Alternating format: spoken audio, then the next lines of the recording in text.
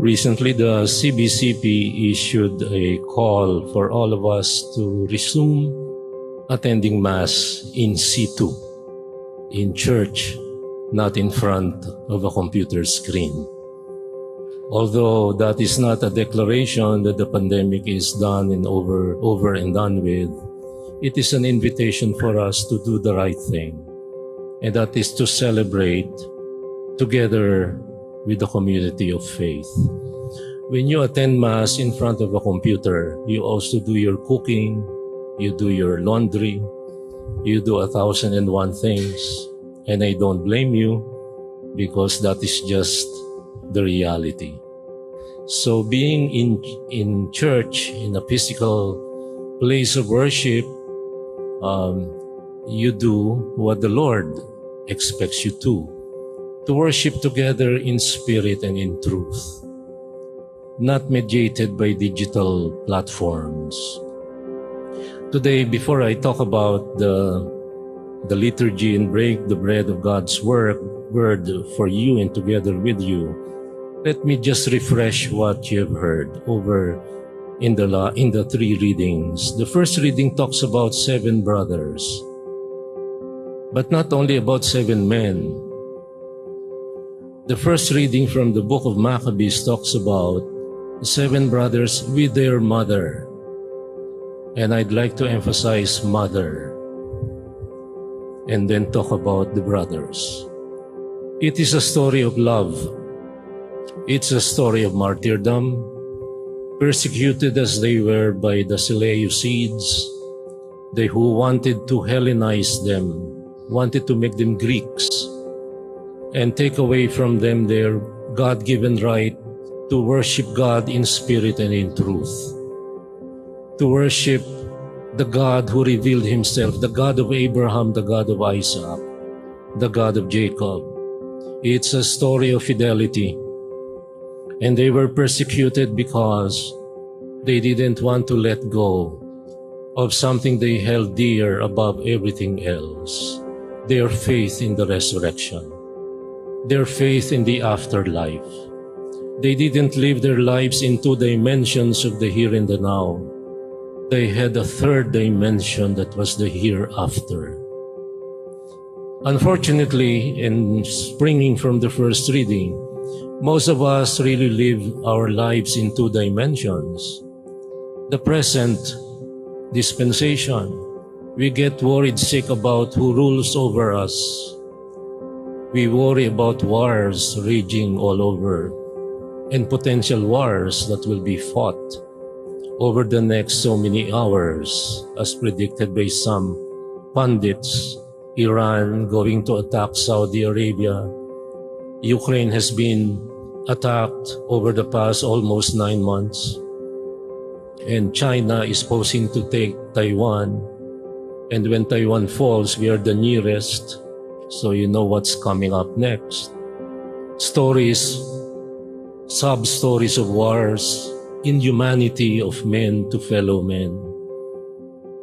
We have the story of a mother and her 7 sons, who despite the persecutions stood their ground and proclaimed their faith in the resurrection. And look at what they got. They got their martyrdom. They died physically, but they lived forever. In the second reading, the Lord tells us, St. Paul tells us that the Lord is faithful. It is an encouragement to those who, like me, can also be depressed time and again.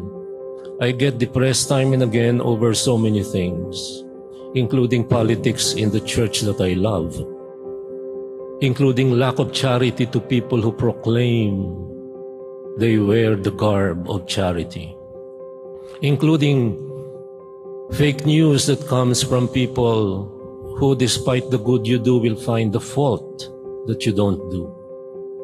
The Lord is faithful. This is an encouragement that is timely for all of us, each and every one of us. For who among you has not been disappointed? And I will refer to this later on before I end my 10 few precious 10 responsible minutes. In the gospel, we heard about the Sadducees. Interestingly, ang laging katunggali ng Panginoon ay mga Pariseo at mga Eskriba. Ito lamang ang tanging pagkakataon kung kailan sinabi ni Lucas na ang kanyang katunggali ay mga Sadduseo. The Sadducees are the kontrabida in our story today for the first time in the Gospel of Luke, the only time.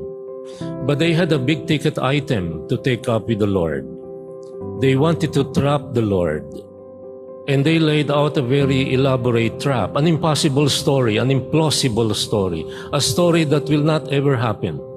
A story of 7 brothers who married the same woman, nagkamatay yung 7. At ang tanong nila, whose wife would she be in the afterlife? It was, of course, a sarcastic question. Why? Because they didn't believe in the resurrection.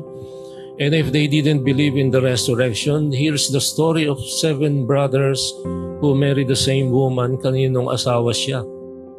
Sa sinasabi niyong muling pagkabuhay at the hereafter, the afterlife. It was a big-ticket item to discuss because they had a big-ticket item to take up with the Lord. There is no resurrection.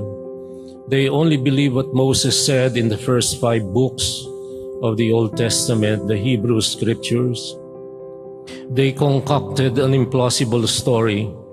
7 magkakapatid na nagkamatay. All 7 died. Whose wife should she be? And the Lord told them like it is. The Lord couldn't be cornered by an impertinent story, no matter how sensational. So I'll tell you what the gospel is not about. It is not about martyrdom, so nothing to do with the 7 brothers and their mother. But it all had to do with what the Sadducees rejected and denied: the resurrection, faith in the afterlife. It is not about marriage either. So don't give me endless questions about what it says about marriage. It has nothing to do with marriage, but it has to do with what is coming after. In this present life, we go through the normal routines of our human relationships.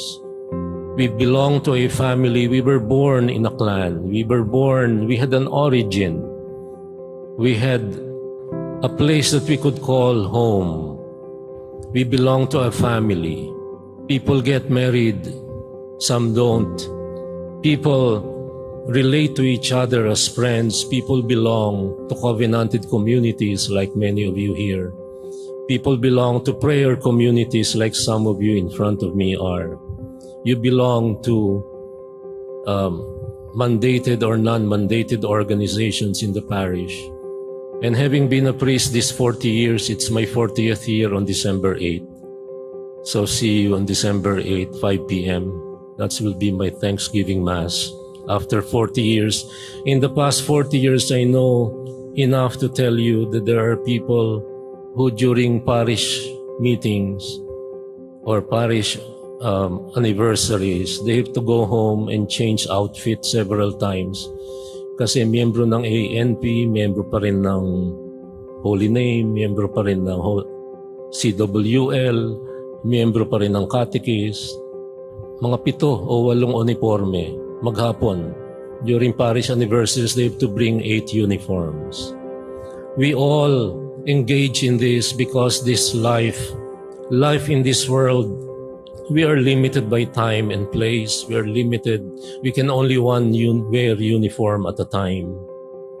But the Lord tells us that the children of this age marry and remarry, but those who are deemed worthy to attain to the coming age and to the resurrection of the dead neither marry nor are given in marriage. What is he talking about?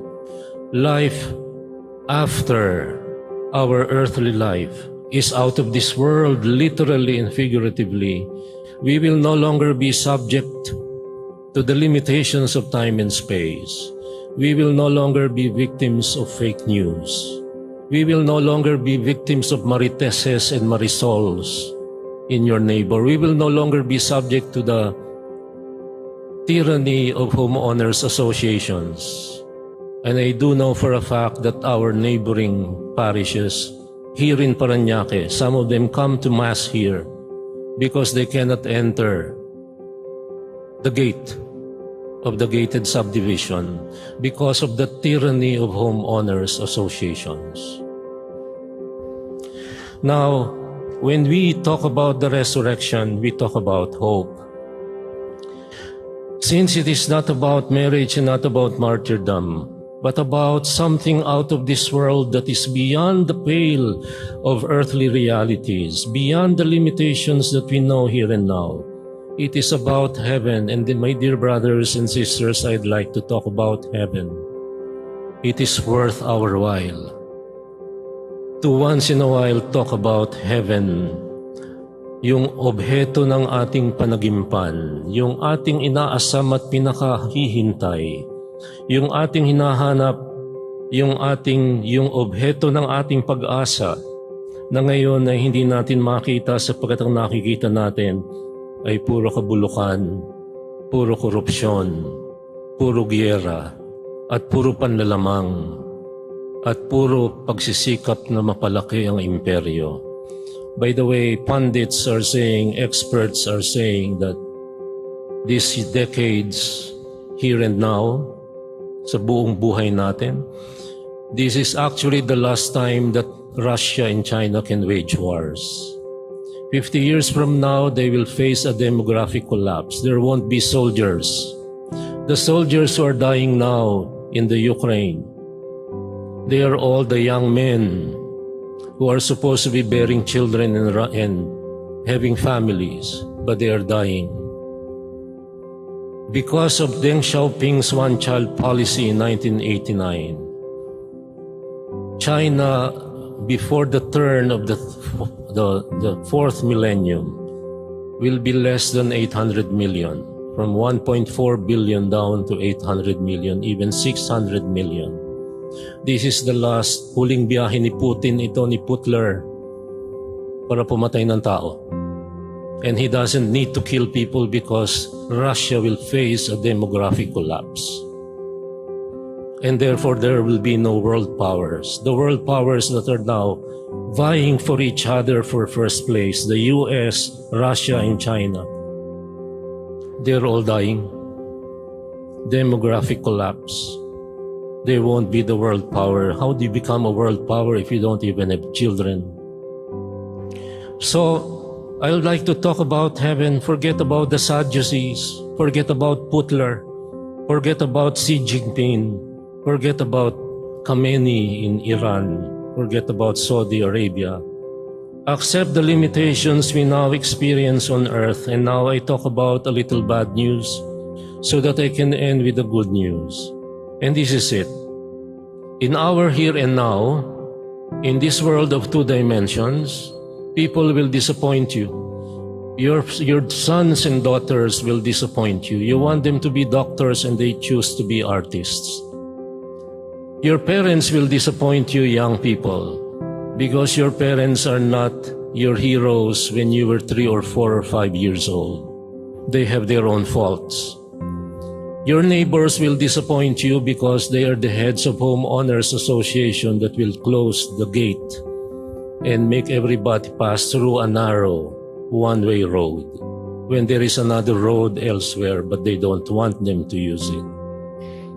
So many parishes in the country are no longer open to those who have no cars because they are guarded by homeowners associations. We are disappointed every day. We are disappointed by people who rule over us, our presidents, past and present. We are disappointed by neighbors. We are disappointed even by the church and by us priests. This is the bad news. This is the reality of time and space. This is the reality of the here and the now. We are not perfect. Your parents are not perfect. Once upon a time when I was a younger priest, I complained about children crying during the time I'm delivering my homily. Now I complain about dogs barking during Mass. People now don't bring children, they bring dogs. And during the homily, they are barking, and they don't have the good sense to bring them out and let them bark to their heart's delight somewhere far from where I am, from where the Mass is being celebrated. I talk about heaven because it is worth our while. When we feel disillusioned, when we feel disappointed, when we are down and out because people are square and people are not charitable and people don't give us the respect that we deserve, when we are disappointed because even churchmen disappoint us for reasons best known to themselves, it is worth our while to dream of and to hope for heaven. I end with a real story of a British poet by the name of Christina Rossetti. Close to dying, she wrote one of her best lyrical poems entitled A Better Resurrection. I cannot quote the whole thing, but I'll quote a few lines that mean immensely to me and my faith in the afterlife. She said, close to dying, I have no wit, no words, no tears. My life is in the falling leaf. Oh Jesus, quicken me. Be quick about it, Lord. Bring me there. Bring me to heaven that is my only home. Bring me to the deepest dream of the human heart. And then in the second stanza she wrote, my life is like a faded leaf. No bud nor greenness can I see. Oh Jesus, rise in me. Rise in me despite my discouragement and disillusionment, my despondency and my despair. Rise in me and make of my sadness your stepping stone to teach others about what matters the most. And in the last stanza, my life is like a broken bowl that cannot hold one drop of water for my soul. Oh Jesus, drink of me. The last dregs of hope that remains in me, that all have to do with the resurrection and the afterlife. It has to do with living our life in 3 dimensions, the here, the now, and the hereafter. And when I am discouraged, oh Jesus, quicken me. Oh Jesus, rise in me. Oh Jesus, drink of me. You are the resurrection and the life.